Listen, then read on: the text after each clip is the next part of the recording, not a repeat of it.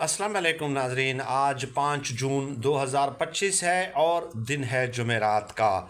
मज़हर बरलास साहब वो सहाफ़ी हैं जिन्होंने सबसे पहले ये दावा किया था कि 5 जून को इमरान खान साहब रिहा हो जाएंगे, लेकिन आज जो अदालत में हुआ यकीनन उसका आपको इल्म होगा कि हुकूमती वकला ने एक बार फिर जो है ताख़ीरी हरबे इस्तेमाल किए हैं और अब 11 जून की तारीख़ मुकर्रर की गई है। इसमें बहुत सारे कानूनी मामलात हैं कि इमरान खान साहब की रिहाई को किस तरह मज़ीद ताख़ीर का शिकार किया जा सकता है। ताख़ीरी हरबे बहुत ज़्यादा होते हैं, लेकिन कल नैब की जो 5 रुकनी टीम है वो हाथ पे हाथ धर के बैठी हुई थी।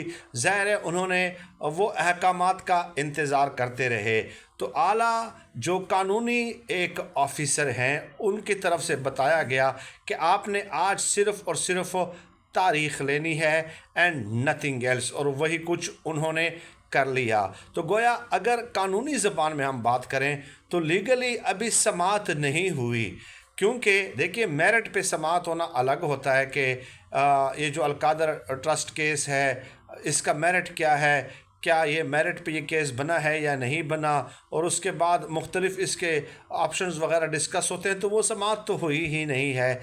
तो मज़हर बरलास साहब ने अब एक दूर की कौड़ी लाए हैं। अपने ट्विटर अकाउंट पे उन्होंने कहा कि आज हुकूमत के पास कहने को कुछ नहीं था, और अगर हुकूमती वकला आज वक्त ना लेते तो इमरान खान साहब रिहा हो जाते, क्योंकि उनके पास कोई दलाइल नहीं थे।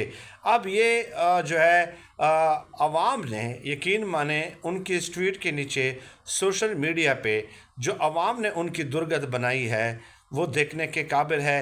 किस तरह सोशल मीडिया ने लोगों को इस कदर ज़्यादा एम्पावर कर दिया है कि अब वो किसी भी चाल को, किसी भी हरबे को खुद ब खुद जो है पकड़ लेते हैं। यानी अब आवाम को धोखा नहीं दिया जा सकता।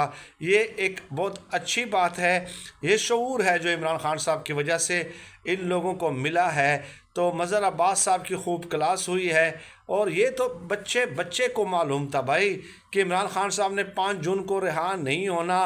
किस तरह के ट्वीट्स आ रहे हैं इमरान खान साहब के गुज़श्ता 4-5 दिनों से, क्या वो आपको नज़र नहीं आता? और अगर फ़र्ज़ किया ये जो मज़हर बरलास साहब कह रहे हैं कि हुकूमती वकला के पास कुछ भी नहीं था, वो तो भाई जितने भी मुकदमात इमरान खान साहब पे बनाए हैं उन सब मुकदमात में कुछ भी नहीं है, फिर तो उन्हें जेल में होना ही नहीं चाहिए था। लेकिन ये लोग हमेशा शोषा छोड़ते हैं ताकि एहतजाज